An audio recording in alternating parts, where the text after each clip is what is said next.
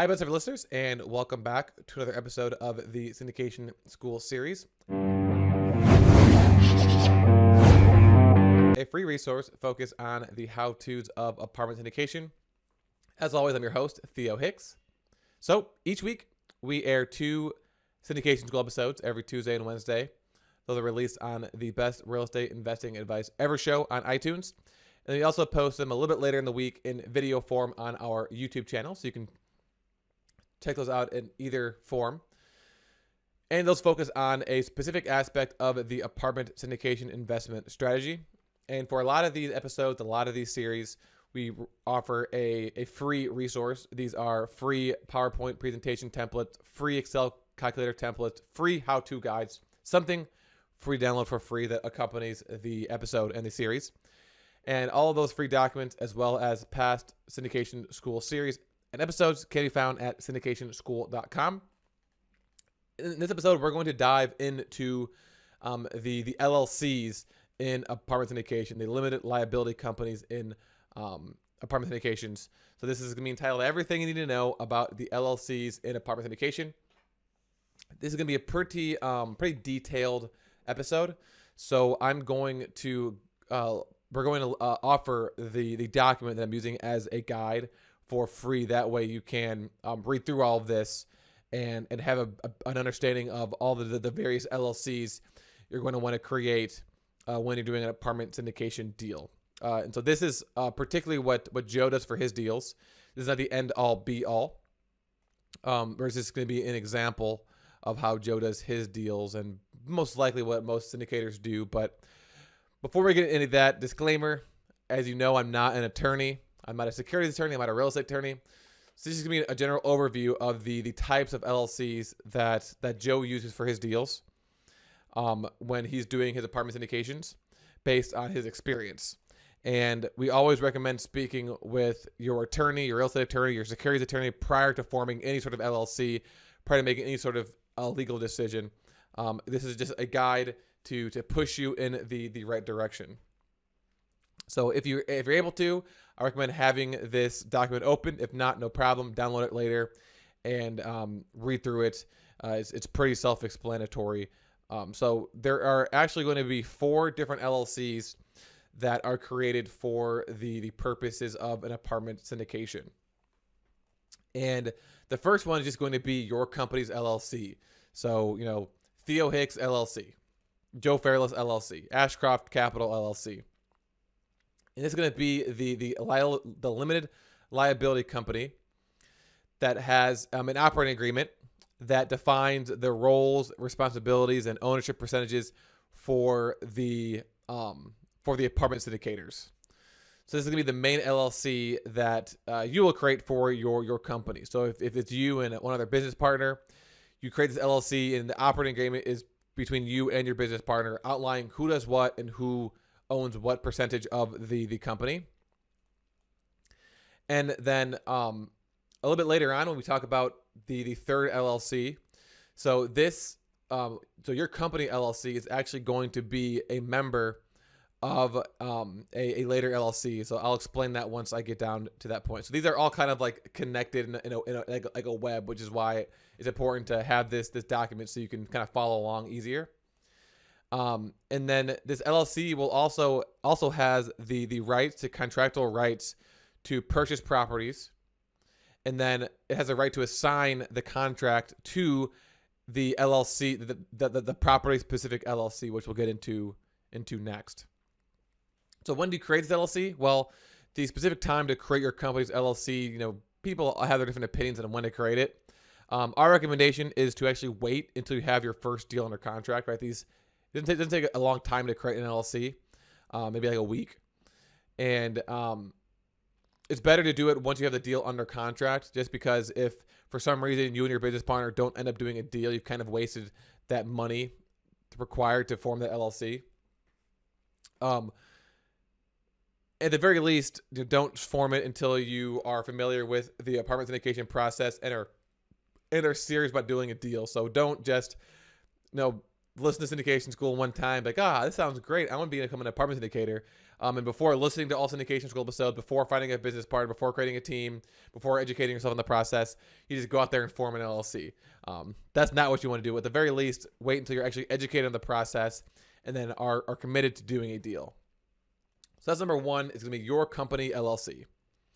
Number two is going to be the general partnership LLC for the specific property. So this is what is actually going to be the property that you assign the contract to. So when you actually put a deal under contract, you either have your company LLC created or you don't. And it's the first one you create, or that's going to be the company that actually signs on the contract.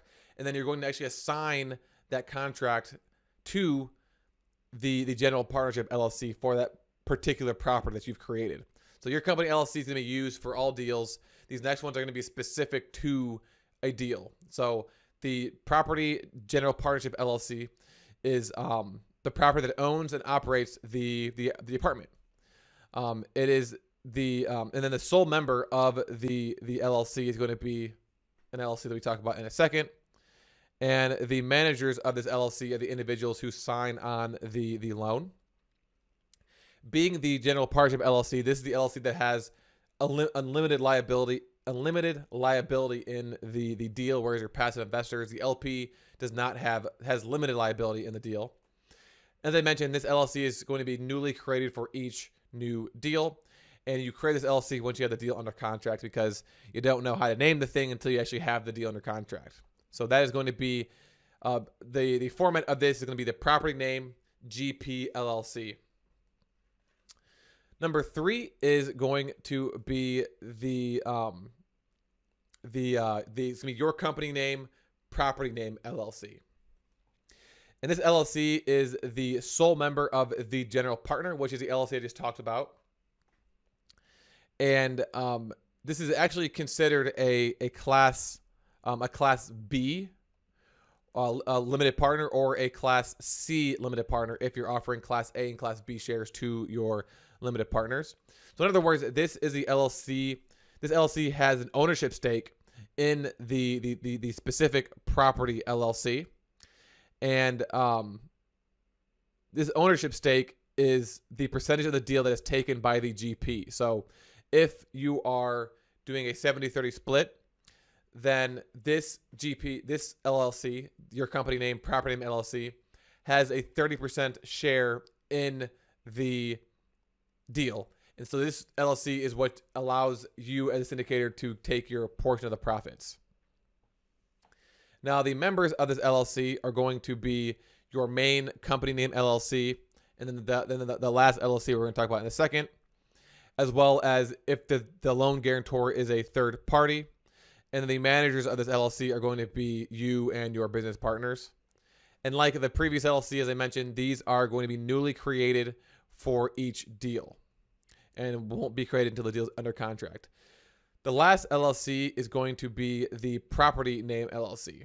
So this is the LLC that your investors, and also the previous LLC we talked about, your company name plus property name LLC, owns units of. So if it's 70-30, then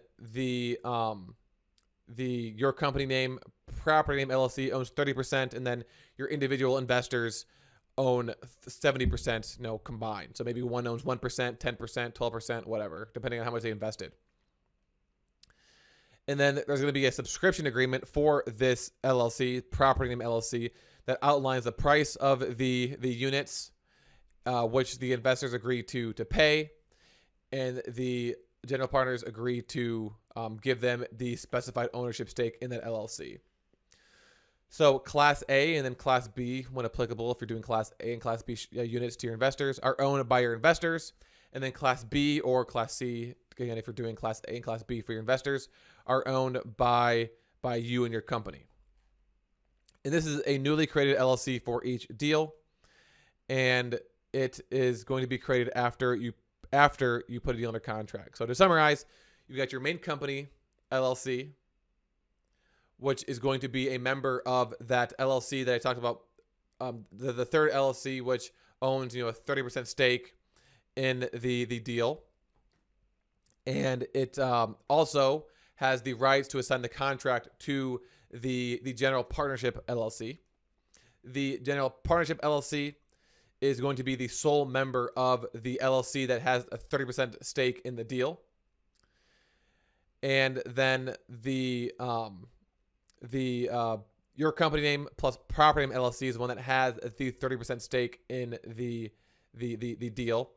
And then the deal itself that is 100% is the property name LLC, where 30% goes to the GP and then 70% goes to your pool of investors.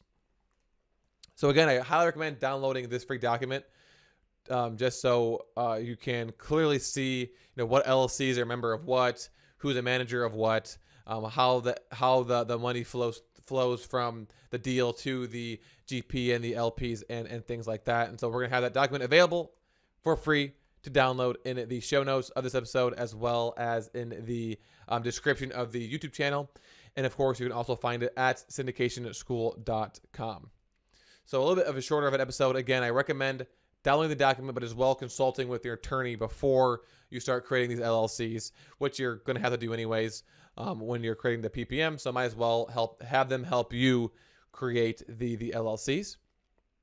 So until syndication school next week and until following Friday tomorrow, I recommend listening to some of our other syndication school series about the how-tos of apartment syndication.